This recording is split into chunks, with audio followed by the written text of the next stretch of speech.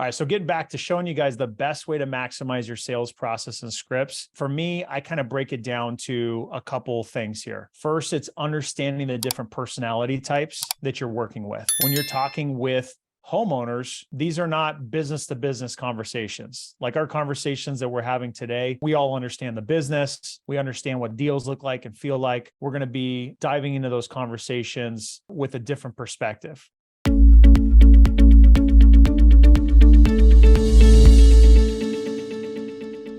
Before we get started, guys, I want to put this link in the chat. So we are doing our first Simply Live event. Super excited about that in October. So I put a link in the chat, and Dean is going to be one of the main speakers at the event. Super excited about that. So if you guys are interested in learning more about the event, I put a link in the chat. So go there, and we have the tickets on discount right now. So it's in San Diego, October 23rd and 24th. So yeah, have a look at the link. And if you have any questions, just feel free to email support@resimply.com, and then we can answer any questions. So that, Dean, how are you, man? I'm good. I was just telling my coaching students that I have a very exciting opportunity in front of us. It's not a done deal, so I don't want to get too excited, but we've got a 42 property portfolio of properties that the seller wants to sell us right now. And we're looking to offer, it's in Central California where we do our investing. We're looking to offer anywhere between 5.8 to 6 million for all of them. And based on our numbers, if it gets accepted, we should make around $1 million. Wow. So nice. We'll see how it plays awesome. out. Fingers crossed. Yeah, fingers crossed. Yeah.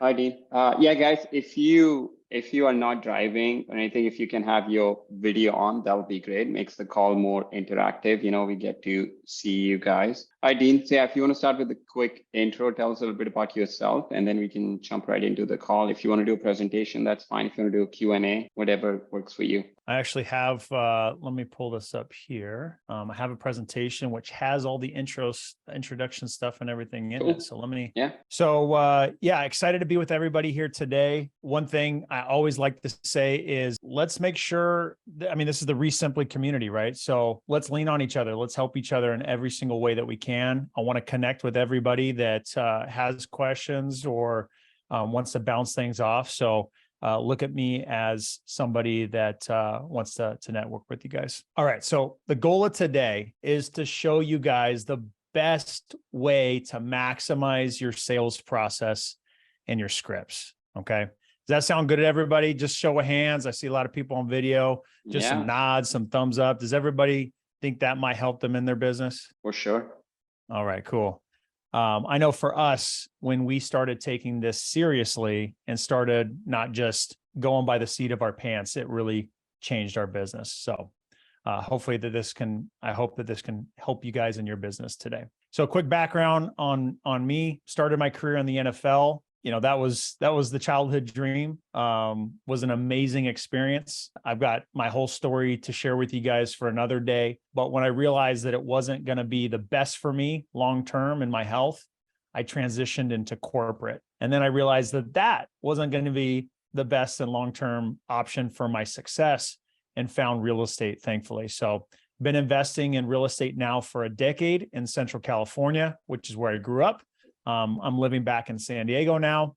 Sherrod and I are like 15 minutes away from each other. So we're going to be going on Long Beach walks here, toes in the sand sometime soon, I'm sure, sunsets, all that good stuff. Done about almost 600 deals now. It's over 550 deals, getting close to 600. We're doing 100 deals a year. We've been doing that the past couple of years now.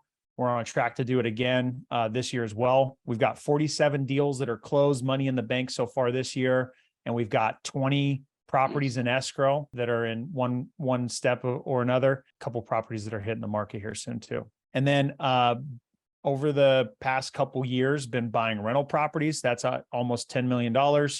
And then coaching students how to do this in their life, in their business too. This is what my team looks like now. It just started with me and the guy on the left. That's my business partner, Louis Mota. I like to say that right time, right place. And I'm a big believer in partnerships. I think there's a lot of people that have had good experience with partnerships, a lot of people that have had bad experiences. And if you can find somebody that's like-minded, who's equally driven, who has good morals, I think of it as it's not 1 + 1, it's 1 + X, X, Y, or Z. It can become an exponential effect.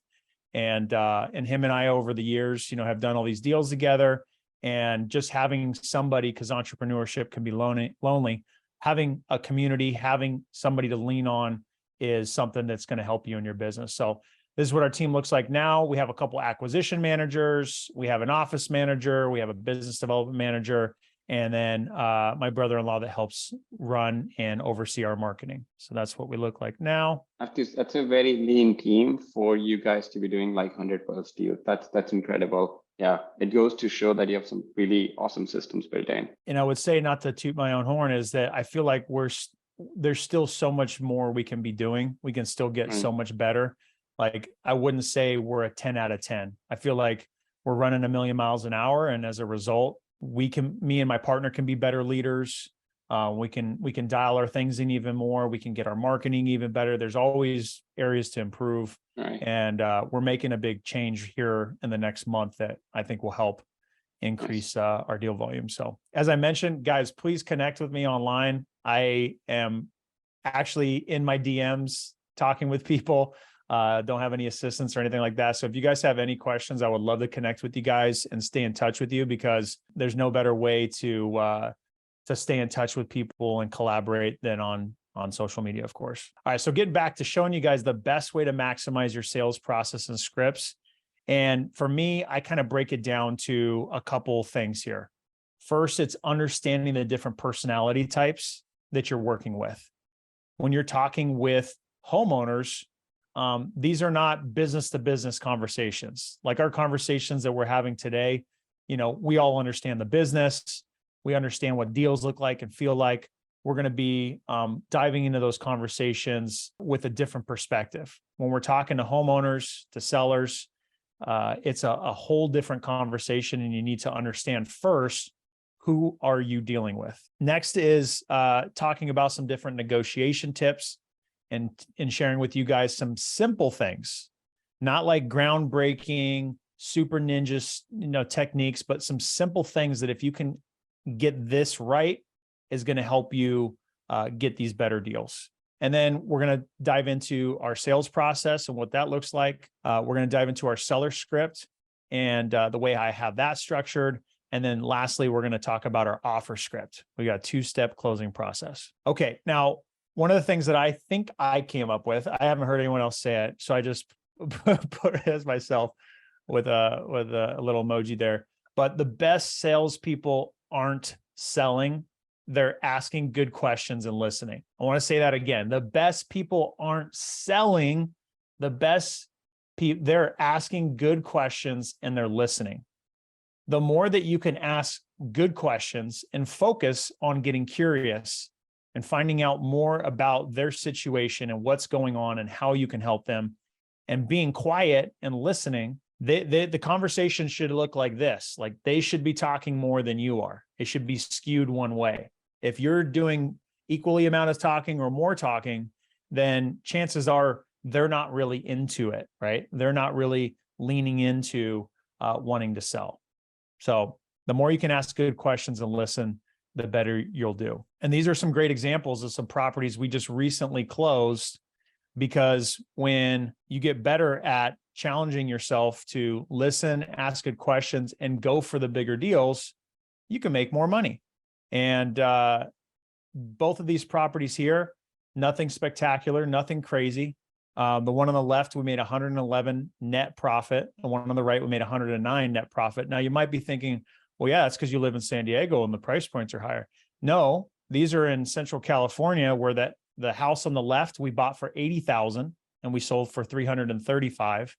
And the one on the right, we bought for $101,000. It was either 101 or 110, and sold for $265,000. We sold at $35,000 over asking. Both of these are very low price points. To get that kind of a net profit on a low price point, that's a $200,000 or $300,000, sales price, isn't that easy unless you're negotiating really good deals. And, both of these came as a result of two things: us dialing in our sales process and our script, and two, challenging our team just by throwing a challenge out there and saying, hey, guess what? I've got something new called Whale Club. And that means if you close a 100,000 net profit deal or more, then not only do you get your bonus, but we're going to send you and your family on vacation. That lights a fire under your team's ass to want to go get better deals, right? They're like, all right, challenge accepted. So once we put that Whale Club in place, to no surprise, we got 4 whale deals within like six or so months. And I had never had a whale deal before. As much as I'd like to say I'd done a bunch of big, massive deals, I called myself Mr. Consistent. I wasn't doing 100,000 net profit or more deals. And it wasn't until I put Whale Club in place. So just by challenging yourself and motivating your team, that can be a big differentiator too. So let's dive into personality types. For me, this is a really important thing to understand, because if you know who you're talking to, you know how to react. And I think one of the things that's helped me with sales that I just kind of did naturally because of my sports background, I was used to being in different environments with different people, and I kind of had to adjust to how those people thought, how they talked, what their mannerisms were, the way that they spoke, their tonalities, because that's what allowed me to kind of fit in.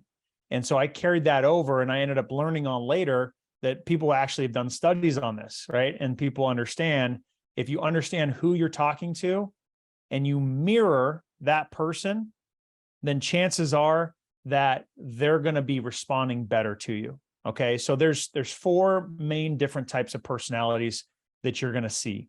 The first is kind of more like me, an analytical person.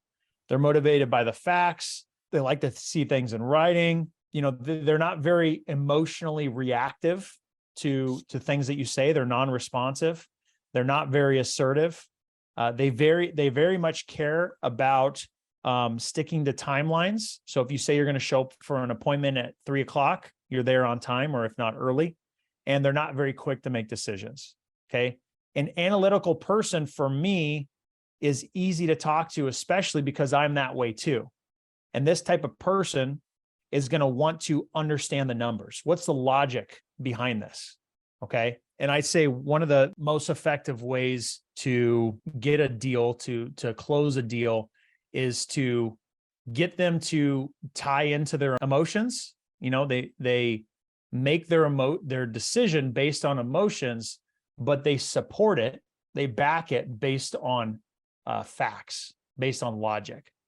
Now, an analytical person is going to be much more based on the logical facts type of information. So for me, this type of person, I'm going to break down the numbers. I'm going to explain in detail how I got to my numbers, because they're going to care more about it. And I'm going to talk about how I can help them through this process. I'm going to talk about the pros and the cons about going with us versus listing it, and allow them to make that decision, right? I'm not going to be able to necessarily influence them that much, but more so just give them the facts and allow them to make that decision. So that's the analytical person. The driver is somebody who you've probably spoken to before, and they're very assertive. Again, they're not very reactionary to what you're telling them. They like to control the situation. They're always in a hurry. They're wanting to get to the point, right? They're not very patient. They're not good listeners. You might have just told them what your process looks like, what questions you're going to ask them, and if they have time for that, and they're just going to blow right through that and not even listen to you, right? They're going to be stubborn. They're going to be tough to deal with, but they're decisive. If it's something that they feel is right for them, they're going to be able to make that decision quickly. So I think that's important to understand what that driver's like. And I know whenever I'm talking to a driver, I am like a chameleon. I will adapt and change, and I will talk and think like a driver too. I need to speak a little bit faster. I need to be more to the point. I need to get to the bottom line. What is it that they want? Right. And maybe then I'll bring them back into my process that, hey, this is what we're going to do next. I'm going to go run my numbers. I'm going to get back to you, see if we can make that work. Does that sound fair? So a driver, if you're just trying to tell them about how nice your day is and ask them how theirs was. They don't give a damn. You're wasting their time and you're going to piss them off. So you need to understand who you're talking to. Now, the social person is the person who is very responsive. They're very chatty. They all are about the relationship. They're enthusiastic. They see, the squirrel and they get distracted. They're very spontaneous and they are fast to make decisions. I love talking to this person because they're fun. We have great conversations. We build a lot of great rapport.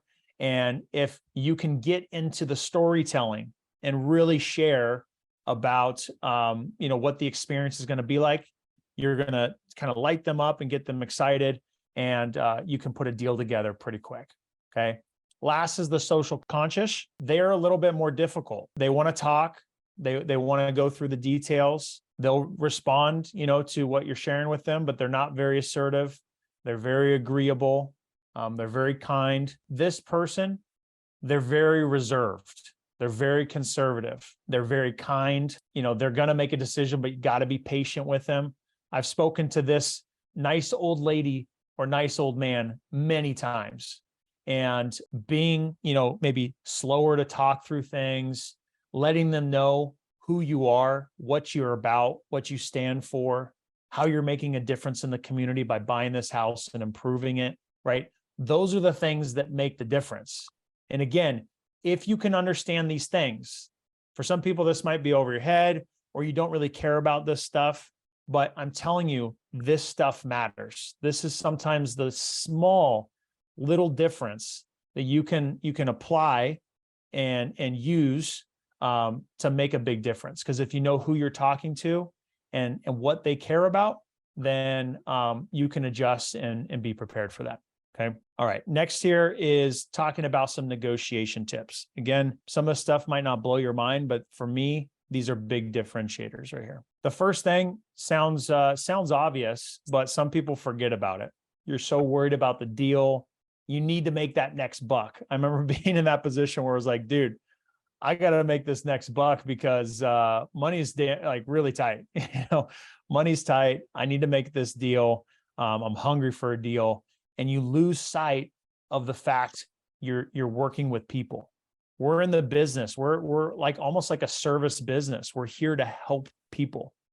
And if we can focus on helping the seller and genuinely being focused on helping the seller, even if that means it doesn't result in a deal for us, you're going to build up all sorts of good karma.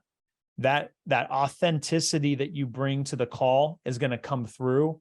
And that's going to be the difference maker that helps you win those deals that are competitive, that helps you get that seller who's on the fence to make the decision because they feel comfortable with you, right? And I think that is very important and a key difference maker in what has allowed me to close hundreds of deals on my own before hiring a team is because that was the focus. And it also takes the pressure off you too, right? It takes the pressure off of you of trying to be this great salesperson, trying to close the deal. And you're just focused on how can I help this person, okay? The next is to mirror the personalities. We talked about that. The next one here is don't sound scripted. You've got to make it sound natural. You want to follow a script. You want to go through it and make sure that you're not missing the key points. Because if you just go by the seat of your pants, you're going to forget things. You're going to miss questions. You want to follow the script, but you don't want to sound scripted. You don't want to be reading it off. You want to go with the natural flow of the conversation. Okay. But then bring it back and make sure you still talk about all the major talking points. And then longer calls. People have different strategies on this and different mindsets or opinions. For me, if I'm on the phone for 30 minutes and I'm deep in conversation about the property, and I'm not talking about, how about them Cowboys? If I'm deep in conversation and we're having, really good, understanding of their motivation, we have built some rapport, I'm doing some storytelling, that seller is very interested. They're very serious, right? They're really genuinely interested in selling. And I get more excited the longer the call goes because I know that they're that invested with making this decision. If I talk for 5 minutes and there was nothing else to talk about, we just couldn't get anything else out, there could still be a deal there, but I'm feeling less optimistic. The person who's invested to sit down and have that conversation and answer your questions, they're there to answer your questions, then I know I'm on to something here. Okay. So I would challenge you to have longer calls. It doesn't mean waste your time. It doesn't mean talk forever about, what you're going to go, what your shopping list is for the weekend or whatever. But you want to have those longer calls because that gives you the chance to build more rapport with them, to build more trust, and to do more storytelling to build that credibility, which is going to, if they're serious about selling, going to prevent them from going to look for somebody else for the solution because they feel like you're the right fit. And then beyond following the script is you got to challenge yourself to ask better questions. Don't be a robot. Don't go through the motions. Be curious. Be curious. And what that looks like is when they say, yeah, we've owned the house for 10 years. Oh, okay. Did you ever live in the house? Has it been just a rental property the whole time? I'm trying to find out more information about that. It's not just like, okay, let me ask you the next question. You want to be curious and dig deeper into every single thing they say because you're going to discover information that's going to be critical for putting that deal together. And again, if you're showing interest, they're going to tell that you care, right? That's going to come across. And so if you focus on asking questions and getting them to talk, they're going to sell the deal to you, not you sell them on the fact they need to sell to you. They're going to sell the deal to you. Okay. And for me, all these little details that are not necessarily game changers all on their own, but together really make a huge difference. And these are the things that I feel like most people overlook.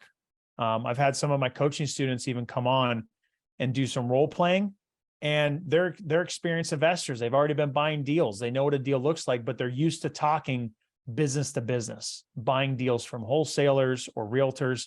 And they're like a bull in a china shop. They're just like, all right, yeah, so we can pay cash. We can close quickly. How much do you want for the property? And that's not what it looks like to talk to a seller. It's a human to human conversation. And these are the things that make a big difference. I think the way I look at it is if you follow that, if you do not follow the process, you may still get some deals. But if you follow it, you're going to get the deals you would have lost otherwise. I think this is really great. Yeah. I like the idea of longer calls, connecting deeper, basically. Yeah. You're going to get the low hanging fruit and those deals are just going to fall in your lap. But if you want to do more deals and better deals, then you need to take this stuff seriously. So next here is the sales process. So I'm going to go ahead and flip over here to this document here. This just outlines kind of at a 10,000 foot view what it looks like to go through our sales process. Okay. So the lead flows in to Simply, or they call us, right? And it goes through the call flow and one of our team answers. And the first thing is to answer or is to gather information. We're going to go through the seller script, which I'm going to share here shortly. And we have 10 talking points, 10 talking points. You got to go through all 10 of them. And it's really critical to go through all 10, what I call the puzzle pieces. If you don't gather all the puzzle pieces, how are you going to finish the puzzle? How are you going to solve the puzzle? Right? If you have missing information, then you can't see what you can't. There's information that's missing, right? So for us, we got to follow that seller script. And then we have a leads manager that listens to the call and gives a call score. Okay. Some people might think this is oversight, like, oh, you're micromanaging. For us, no one gets, their hand spanked or anything if they get a bad score, but it's a coaching moment and it's an opportunity for our team to stay in tune with how they're doing. Okay. And our call score goes through all the major talking points. And if they ask the question, they get 0.5. If they ask the question and went deeper and got more information, they get a 1. So they can score a 10 out of 10 or anything below that. Okay. So our leads manager will listen. Just to be clear, you're doing that with every call, leads manager? Yeah. Nice. And what that also does is it gets the leads manager who's following up on leads, who's making sure our team is on track and staying on top of things. You think of the leads manager as kind of the quarterback. It also gives her the ability to understand what's going on with these deals. It gives her the background story, gives her the context. So she's in tune with, hey, Alan, remember we have that appointment coming up here at 4:00. Remember to call back Joe. Remember to do this, right? It keeps everybody in sync with each other just by listening to those calls. So next thing here, our team, we have a text thread. We don't use Slack. We don't use Skype. I make sure everybody on the team has an iPhone, and we have our team chat there in our iPhone text thread. And we have one that's just our ARV requests. And so when we're on a call, we'll go ahead and post in the ARV text thread and put the address, just the address. Now, if it's a hot deal, talking to the seller, we know it's hot. We know we need to take action super quick. We need that value, like while we're still on the phone, we'll put the fire emojis right after it. Okay. Again, nothing crazy, nothing groundbreaking, but believe me, that grabs your attention. This is stuff that works, right? So my business partner, Lewis, he runs all of our ARVs, and he'll get back by posting the address and then what the value is. Okay. Nothing crazy, just he'll post back the address, what the value is. Now, once he's done that, our leads manager will take that and she'll enter it back into the CRM. I'll show you guys what that looks like, but there's an ARV section that we have there. She'll go back into it and she'll go ahead and enter in that ARV, right? So if I'm curious what the value is, we're curious down the road when they call us back, we have that entered into the system. Now, the way that we know that she's entered it in is she puts a thumbs up reaction to the ARV amount. Okay. So that's how we know that was taken care of. Next, we'll schedule a time for the offer call. Okay. I used to focus on doing a one-step close, one call close on that initial call, but now our focus is to have a two-step call. And I bought into that idea after coming back from some training that I did. And it was the concept of, it takes the pressure off of you to make an offer on that first call. You might not be in the position to run comps. You might not be in the position to understand you need to do more due diligence. It takes the pressure off of you of having to know what offer to make and purely just gather information. And so what we do is we schedule that time for that offer call while we're on that initial call and let them know we'll get back to them. We're going to talk to the team, talk to the financial partners. Okay. So once we've gone and scheduled the offer call, we'll go ahead and get with the team. We'll use the deal analyzer that we use. We'll punch in the numbers to determine what our offer should be. And then we have another text thread, which we call our offers text thread, where we'll post a screenshot of the deal analyzer. This is what our deal analyzer looks like here. Really simple, nothing crazy. You could also use the calculator there in Resimpli and use that as part of your process. Punch in the numbers, take a screenshot, post it in the text thread. And what that does with us having a team is it gives another opportunity for me and my partner to look at it, give our feedback, like, no, that needs more repair costs, or let's offer a little bit lower based on this situation, or let's be more conservative on this, or let's be more aggressive, right? So that's one extra step there. If we like it, we don't need to write a novel. We'll just give a thumbs up on the picture. We won't even say anything else. Our person who posts the picture of the deal analyzer, they'll put the address and what they're going to offer. Because the deal analyzer might say offer 241,000, but we're going to offer 230 or 220, whatever, right? So we'll say what we're going to offer there. All right. Next is we will make the offer. Okay. Going through the offer script. We have 5 talking points that we go through on that and make sure that we do on every one. And then we go through our offer options. Now, the big asterisk here is we always lead with a cash offer, always. I'm sure many of you have done different types of transactions. You might have a very specific way that you like to present offers. You might even present an offer sheet that has multiple different offers for them. For me, I always like to lead with a cash offer because they need to 100% decline or discredit or whatever you want to say to that cash offer for the other options to have any sort of value to them, in my opinion, and for the cash offer to still have value as well. Because if I go in there and say cash offer and listing and all these things, chances are the cash offer isn't going to be as strong, but we got to go in strong with the cash offer. Now, the other thing that we'll do, because my partner is licensed, we'll list a handful of properties throughout the year. We've got 2 in escrow right now that are listings.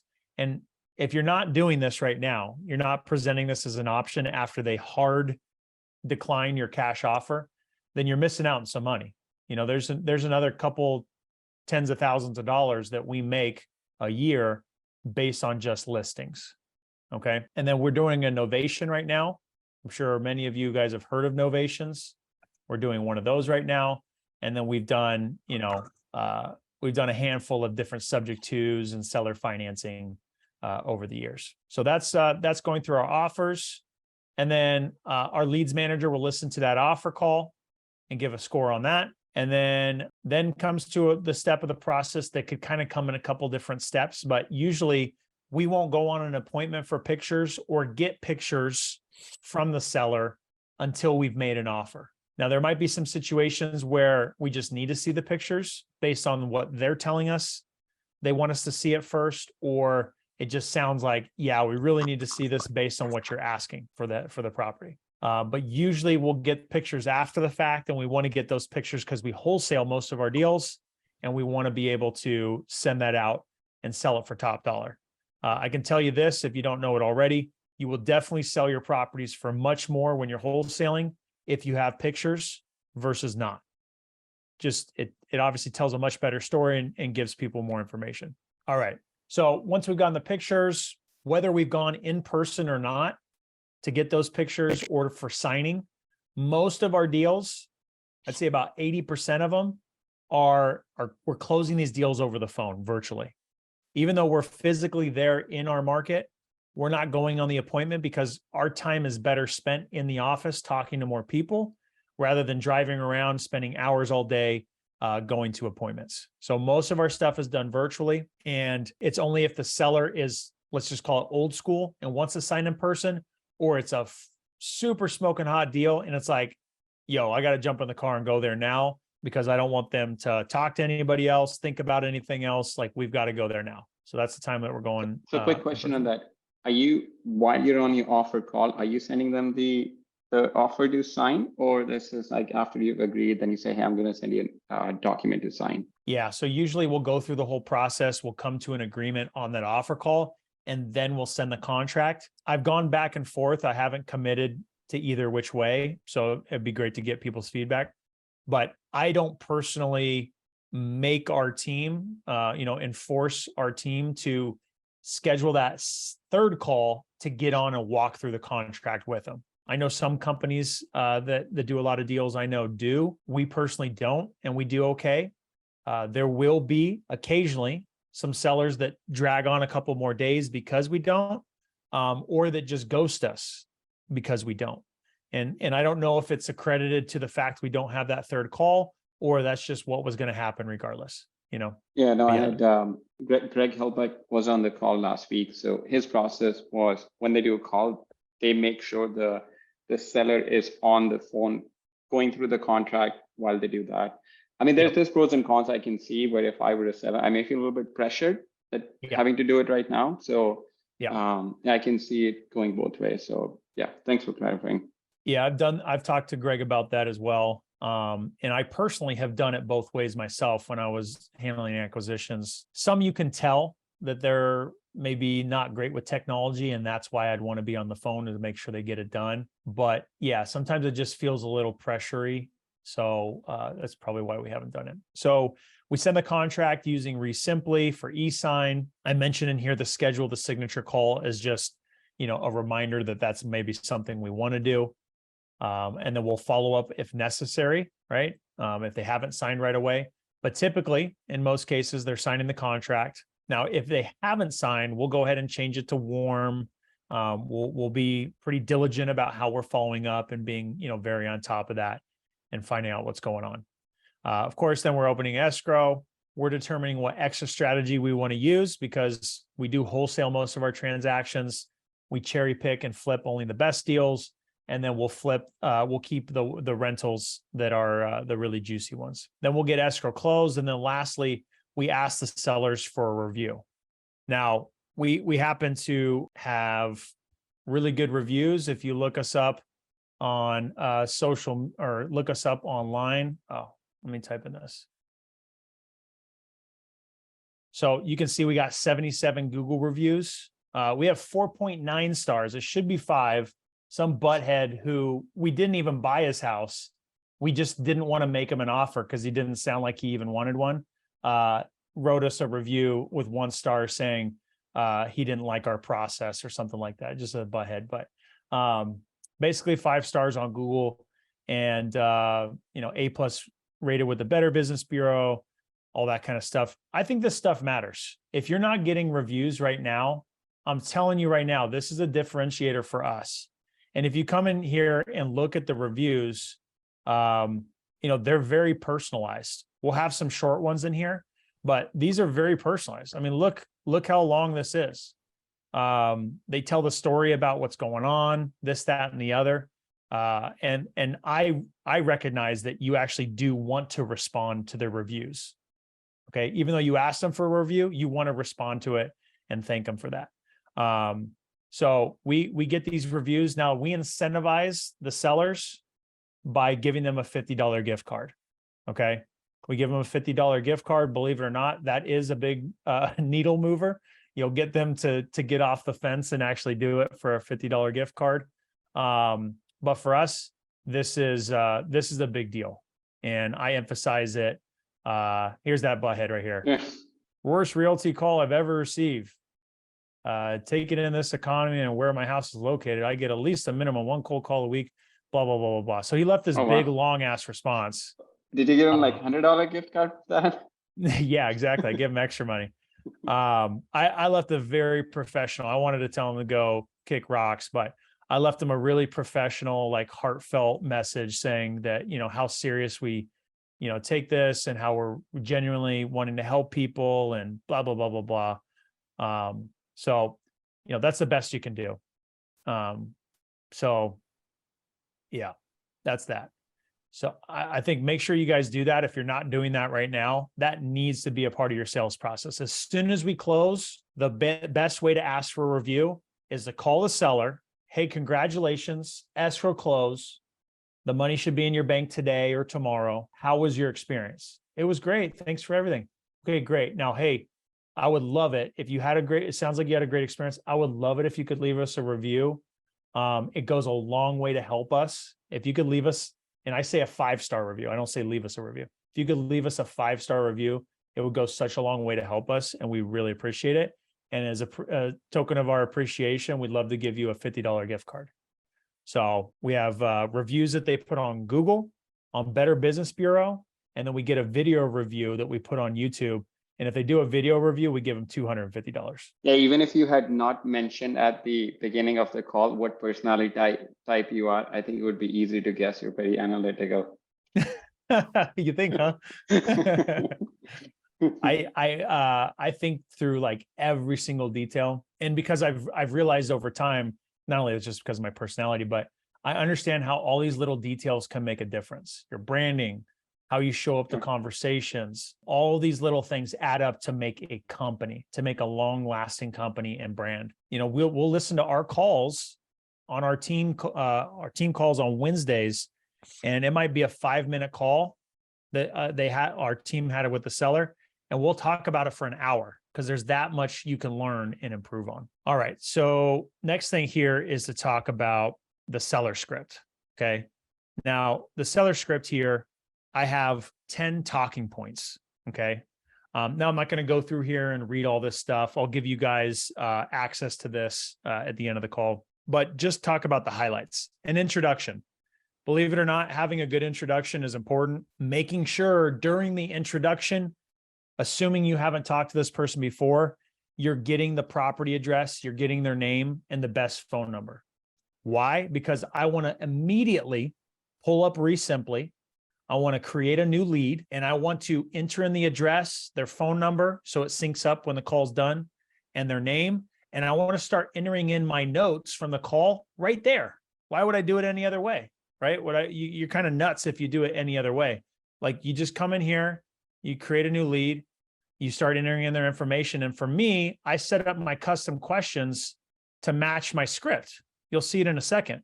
I got their motivation, the condition, the occupancy, the timing, the decision makers, the roadblocks, and the price. And then this is where I'm going to put my ARV and stuff for dispositions. But right here, why would I do it any other way? And at first, I will tell you, feels like riding a bike for the first time. It doesn't feel very natural to type while you're talking, and you might not be able to do two things at once, but it is a skill you can learn. And I noticed once I took rigorous notes when I was listening and asking questions, when I go back to follow up with that person, the conversation is that much better on the follow-up, because I wrote in here that, the guy likes model airplanes. Like, I'm going to write down everything this person is saying, things that they care about, things that are important to them. They have two kids. Like, I'm going to take little short notes. I'm not going to write every word he's saying, but I'm going to put these little short notes to myself, moving to Texas, right? Whatever it is. I'm going to put all these things in here so that when I go back, I not only did I confirm I listened, but I know the best way to follow up with them. Okay. So the introduction, that's what I start with. I want to set expectations at the beginning of the call. If you just dive right into questions and you don't set expectations about what this call is needing to look like, you're going to miss a really big opportunity. Because if you don't set expectations, there's a chance the seller is going to take control of the wheel and they're going to steer the conversation. And you're going to be spending 5 or 10 minutes just trying to get back to the beginning, right? So setting expectations to me is really important. Next is motivation. This is the biggest thing you need to spend the time on. You probably already know this, but how can you do better at this? You dig deeper, okay? Ask more questions about what's going on. Get curious and understand this. The seller is doing one of two things. They're moving away from pain or they're moving towards pleasure, okay? When you can understand that the seller is either in a painful situation and they're moving away from it, that's when we churn our tone towards empathy. Oh my gosh, so sorry to hear that. That must be really tough. Your tonality is everything. Tonality is everything in this conversation. Everything, tonality. And what type of tone is going to be determined on whether they're moving away from pain or towards pleasure. If they're towards pleasure, oh my gosh, that's so exciting. How long have you been thinking about doing that? All right, cool. Right? It's a different tone now. And that is a big difference maker in how that call goes and what kind of relationship you're building with that person. Okay. Next is the condition. People blow past this way too much. I've heard it from my own team, and I've heard it from other people. Tell me what kind of condition's your property in? Good. Okay, it's in good. 1 out of 10, what would you say? It's like a 7. It might be a total dump. Unless you ask these questions, you're not going to understand and visualize in your head what this house looks like, right? If you're in this business long enough and talked to enough people, seen enough houses, seen enough pictures, you're going to understand what these houses look like. And by asking the questions, they're going to paint the picture for you in your head. So has the house been remodeled in the past 5 years? Is there anything that needs immediate repairs? That's the surface level questions.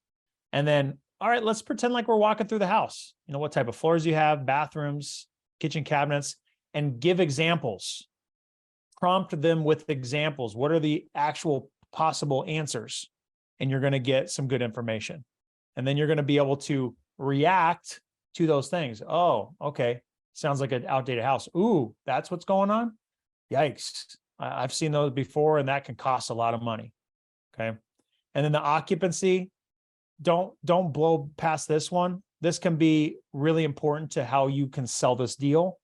What challenges you might face is the occupancy. I know when we sell a property, disposition it for wholesaling, the ease of selling that property comes down to the occupancy. Some of our buyers only want it vacant. Good majority of our buyers will take it either or, but they might want a price discount. And then there's some that don't care at all. Okay. So you got to know that answer. Timing.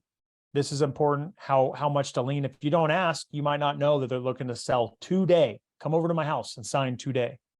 Decision makers, this is an easy to miss one. If you don't ask this question well enough, you're going to miss the opportunity to find out that there's other people you need to talk to.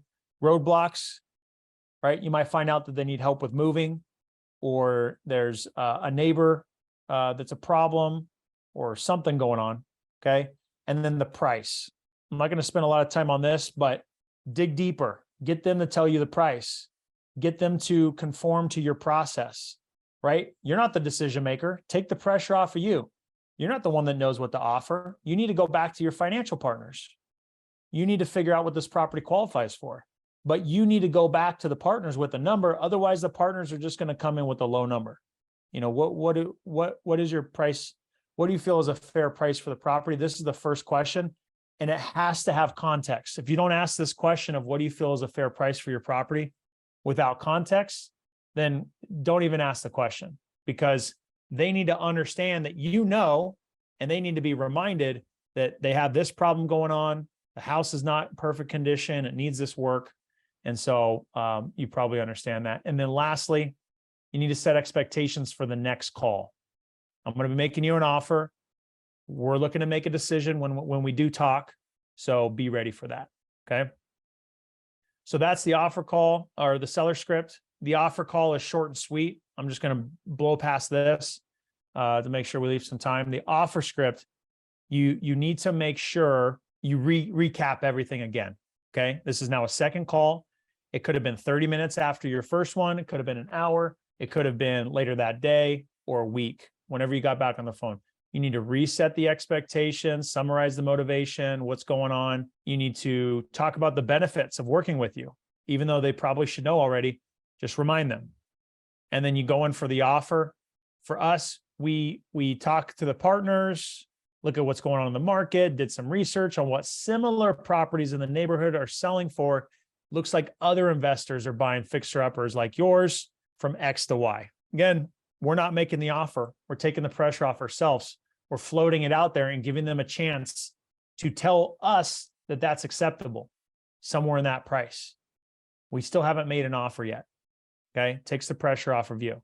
And if they like it, great. Let's lean in. Let's get it narrowed down. If no, I'm not saying that's my offer. I'm just saying that's what other people are paying. You know, where do we need to be at? Okay. You need to be reactionary.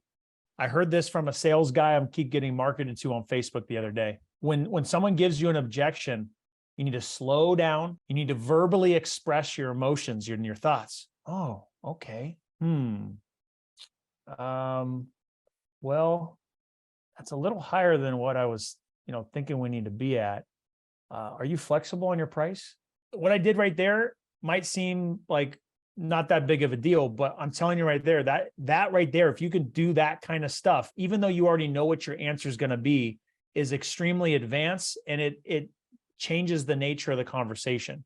And we're trying to figure out together and work as a team to get to a price. So those are the kind of ways that you need to react. And then, right, we get to an agreement. We send out the contract. We let them know what the next steps look like. If you leave the call and say, I'm going to send you the contract, and hang up, you haven't set the right expectations, they'll probably more than likely ghost you. Okay. Now, if you guys want access to this stuff, all my contracts, all that kind of stuff, you guys can grab this right here. You can go to deanrogers.com/free. You can download that stuff. That's all that's there. And you can take whatever, it's a QR code or whatever. You can grab my contracts, grab my scripts, stuff like that. That's my giveaway to you guys. So that's all I got. Again, make sure you guys connect with me on social. I love connecting with as many people as possible, especially since you're in the Resimply family. I'm a fangirl of Resimply. So any people I can talk with in the family, I would love to. Yeah, thank you for that, man. Awesome call. Yeah, you're super analytical. I love that you have processes built for everything. I especially like the idea of lead manager listening to both the calls, the initial calls, the information gathering, and then the offer call. So then this way, every time, it's like the small things that are going to make the biggest difference. So I appreciate that. Do you have time for a couple of Q&As? Yeah, and I'll even stay on longer because I realized I talked way too much. So No, I'll stay on extra long if you guys have questions. Yeah. All right, if you guys have a question, if you want to unmute or put it in the chat. Yes, I have a quick question, dear. Two of them. First, how do you know that when you are doing this all virtual, how do you know that that is actually the owner since you're sending a contract, you're discussing it or not with them over the phone? And then you get this contract back. At the same time, are you asking for ID to be submitted back as well for verification of ownership? The second question is when you're making these offers, since you basically wholesale, which I'm trying to do, but I get stuck at this point. I'm offering money that I don't have. And most of the people where I'm at in Brevard County are doing more than $500, $1,000 escrow deposit. And as a wholesaler, if we were working with other people, would that be okay to offer $3,000 on an escrow and expect the person buying it to pay that? Or how do you see that work out? Because that's what I'm kind of stuck at. Yeah, those are two really great questions. I love those. So the first one, how do I know I'm talking with the right person? So when I am talking to that person for the first time, I'm getting their name, right? Finding out the property address.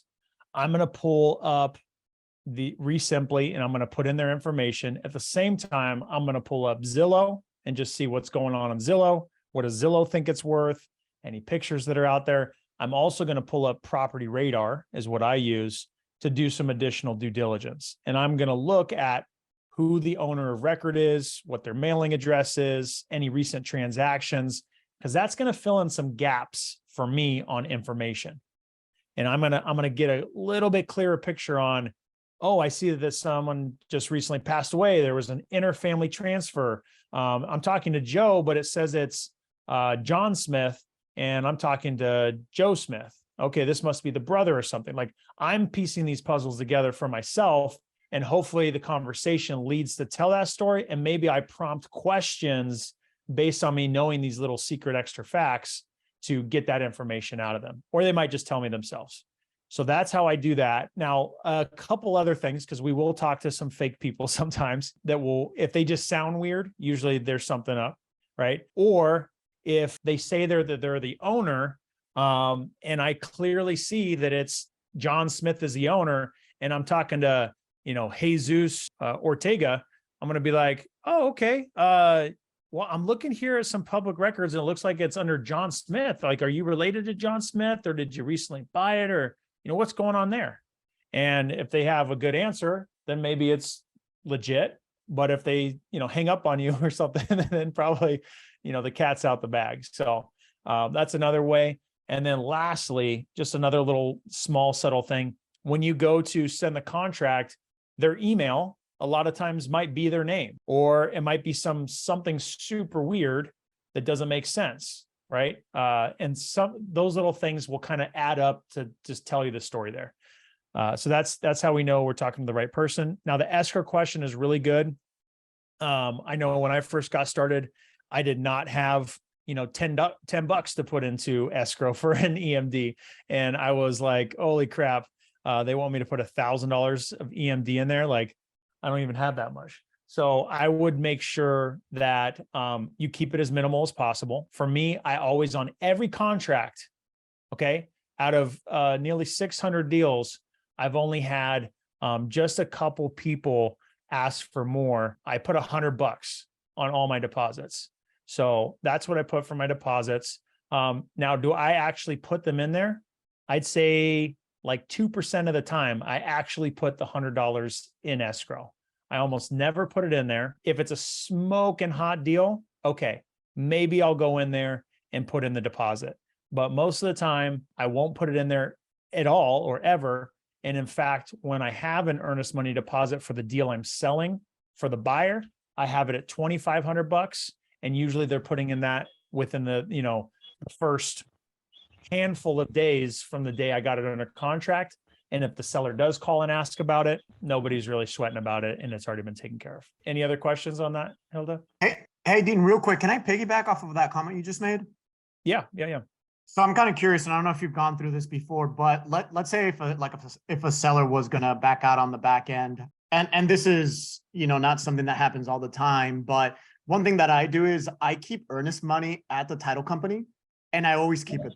So I'll submit $100 and it always stays there, because I don't know if contractually you're putting in there that you're submitting $100 whether within 24 hours, or maybe you don't have a time period, so that gets you out contractually. But if things were to fall apart on the back end and you fell into any legal issues, let's say you didn't do that part of the contract where you have to submit earnest money, that would be something that would hurt you. And I guess on my end, that's the reason I just always leave earnest money at the title company. And either way, when a deal closes, it goes back in, right? I tell the title company, hey, can I just hold $100 in escrow at all times? That way I just cover my butt as far as like, well, you never submitted earnest money when we signed a contract. So anyways, you brought that up. So I was a little curious as to you saw that. You are 100% correct. The deal is not legitimized. The seller can back out, cancel the deal, all that kind of stuff if you don't put it in there. So, and if you want to use the word, it is a risk to do that. For us, it's so far and few between that that's ever become an issue. And if it has, like the seller calls in and says, hey, is the deposit in, which happens every once in a blue moon, the escrow company, who we have a very good relationship with, will say, hey, the seller called for the EMD. Can you send that to us? And I'm like, yes, I'll send the $100 and I'll do it from my phone, So, but yes, we have had before sellers that want to back out. They'll somehow talk to a realtor. The realtor will say, let me call escrow. They'll call escrow. Escrow will say, they'll ask escrow, is earnest money deposit in escrow? And if they give the answer no, instead of asking me first, then they'll say, okay, well, then the deal's not legit. Let's go ahead and cancel the deal. They never put the deposit in. So 100%, you leave yourself open to that. For me, just from it's an extra step that hasn't necessarily enhanced our deals. I don't do it, but I'm sure in certain areas or certain people you're dealing with, it might be extremely important. So I don't want to gloss over that. So great point on that for sure. Yeah, that's I think oftentimes when people start, they're very hung up about earnest money stuff. And frankly, if the seller's motivated and you build good rapport with them, they don't care. Such a great point.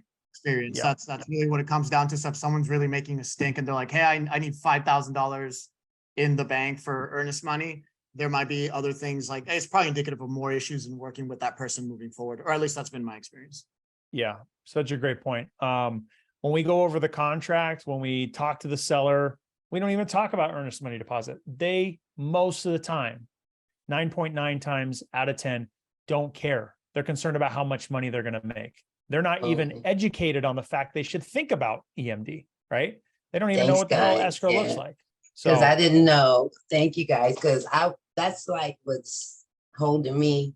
I mean, I can find deals. I have the system. I have all that, but I'm kind of stuck there on the offers. I've made a couple of them and they seem to be, I'm doing my 70%. I'm doing my ARV. I'm doing minus closing cost percentage, all that.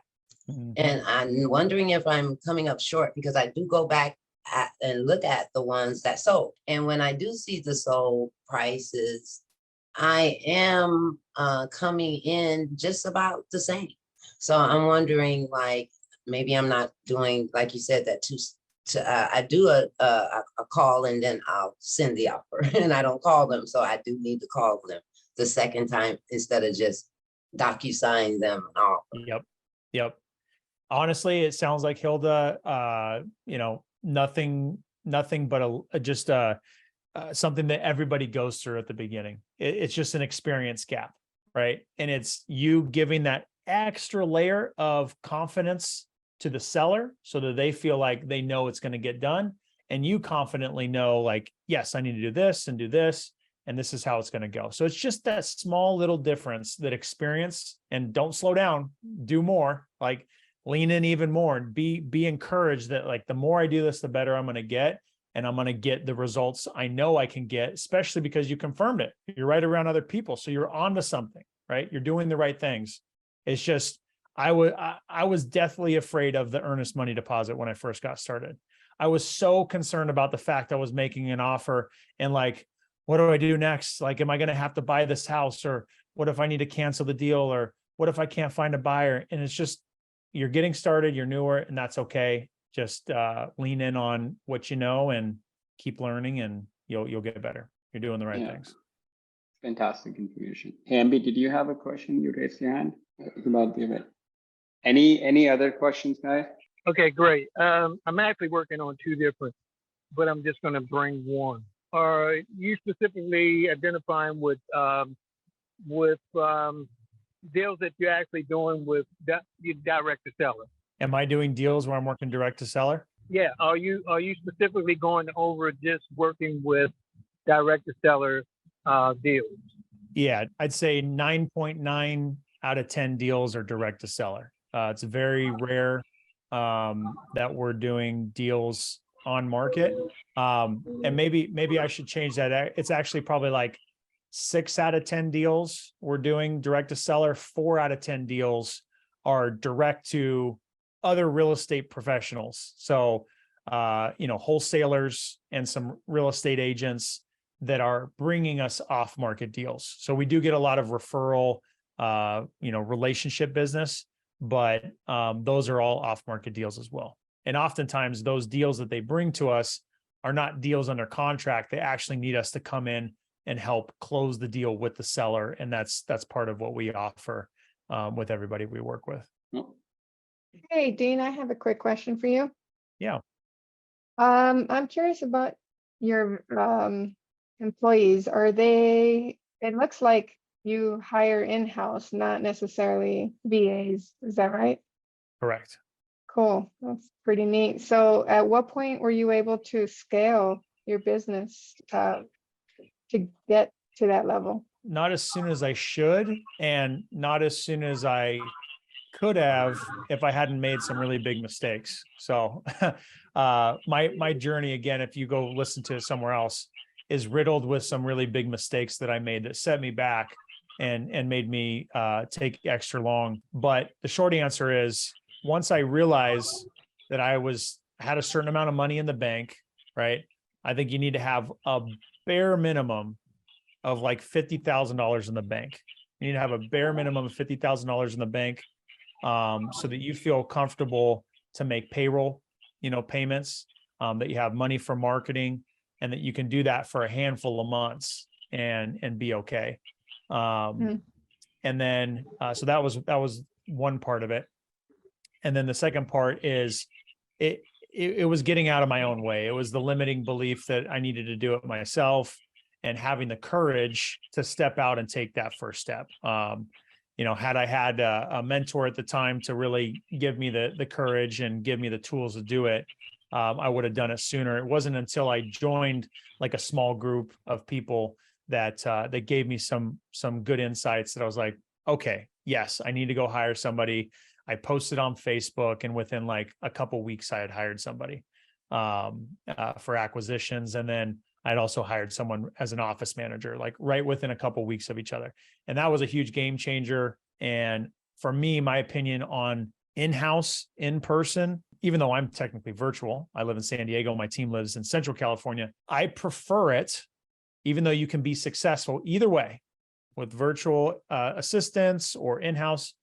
My personal opinion is, in my market, I want to be a brand. I want to be known. I want to be present. I want to be omnipresent. And part of that mission is to have people in my company that other people know and meet at meetups and meet to do business with and meet in person when we're going to appointments. And that was kind of my whole brand and vision from the get-go. And to me, I think it's played out really well. And for me, I think it's helped to go deeper and wider in one market, right? We're doing 100 deals in a small market in California rather than trying to do it all over the nation. And I think a big part of that is because of that there. That's really neat. And I'm sure you also needed these resources you got from your mentor. Did that include training, or did you have to figure that out, how you were going to implement it? Yeah. So what I was a part of was not even like an official, it was like a group of other real estate investors in San Diego that recognized, hey, we're all doing similar type of business and we, like each other. We all live in the same area. Let's get together at my house. And so we started getting together once a month and just talking about what we were doing and talking about what you do at masterminds, what you're good at, what your challenges are, And mine was, my time working in the business. And just from a few conversations of like, no, like I can do this, you can do this. Like, come on, it's time. This is how you do it. Baby step 1, baby step 2, baby step 3, and gave me some guidelines on like what I should pay, what's the pay structure and stuff like that. And it gave me the courage to step out. And it was scary, like being responsible for someone's payroll was something I didn't have a lot of courage to do at first. But once you get the experience, you gain the confidence, and then it's like, I should have done this way longer ago. Like, this isn't bad at all. Like we just had payroll go out this morning, and $30,000 was paid for payroll for all our employees and stuff like that. And that was just on our biweekly cycle. We pay it twice a month. So 30 grand went out the door today for payroll and bonuses and a team monthly bonus that we all hit for a certain amount of net profit. So that would have made me crawl into a ball before, but now it's something I look forward to. Wonderful. Thank you, Dean. You bet. Is your team 1099 or W2? That's another good question. I first started the first probably year and a half, maybe 2 years, my first 2 employees on payroll for my acquisition manager and my office manager and my acquisition manager. They were both 1099 employees. And I believed I didn't want to have payroll. I didn't want to have these requirements that I had to face and payroll taxes. And that also scared me and was another layer of responsibility. But I realized that you're technically, if they're doing a full-time job, like 1099 is not an option. It's not something you can or should do. They need to be W-2. Otherwise, you could get audited for taxes, and then they can come spank you around and hit you with some fines. So once I realized that, I was like, oh shit, like I better get this straightened out and do W-2. So I switched that, I ripped that scary Band-Aid off, and it's like, oh, that's actually not bad at all. It's fine. So yeah, I think a lot of people are nervous about that, but I think it gives your team members some sense of security also, I didn't say that, but that was what I meant to say also. It actually matters. It matters because not only are they not now responsible for their own taxes and saving for taxes, but it feels more secure and more legit. So without question, do it all over again. W-2 from the start for sure. Another question, dear. Yep. Since you are basically doing off market, I take it you're doing wholesale, your wholesale deals either from tax liens, probates, or foreclosures. How do you do your due diligence? You said you use Property Radar. Will it tell you the stages of the pre-foreclosure? Because I'm kind of learning that. I figure if I can understand those that are up within the next 3 months of a sale, how do you research that like quickly to figure out who's closer to the sale compared to who's not? Yeah. I would use Property Radar. It is by far, in my opinion, from what I've at least seen, there could be something better, but it gives the most detailed, accurate data around where it's at in the process for the pre-foreclosure. So I would certainly use Property Radar for that. And it will show you whether it's a notice of default, how many notices of defaults it's had, if it's received the notice of sale, if it has received the notice of sale, how much the notice of sale was for. So that's all super valuable. And it will also give you what the auction date is if they've received the notice of sale. So it actually used to be called Foreclosure Radar or something like that. Or yeah, Foreclosure Radar, I think. Yeah. So they used to, and it used to be kind of like exclusively used for properties being sold at the auction. So I first learned about it from a couple people talking about it, and my partner, I found out, was using it because he was buying stuff at the auctions before we met. So yes, it's good for that. Hey, Dean, real quick, I'm curious, and I always like to throw this people's way just to get a feel for what others are doing and how things are going. What are your main marketing channels, and of those, which are working the best for you guys currently? Yes. So we do pretty much everything under the sun now. When I first started out, I only did direct mail for like 5 years. And then I slowly started getting into cold calling, not myself, but using a company. Then I got into Facebook marketing. Then I got into PPC using like the pay per lead type of companies, like need to sell my house fast, and slowly started bolting on more and more stuff, getting some deals here and there through my website. Now to break it into chunks, we've got TV, we've got PPC, we have radio, something we recently started. We have direct mail, driving for dollars using Deal Machine. And we go on and off of doing cold calling just from a, where do we want to have our team focused? Cold calling is great, best bang for buck. Like a year ago, we had an 11x on our cold calling. Why in hell would I stop that?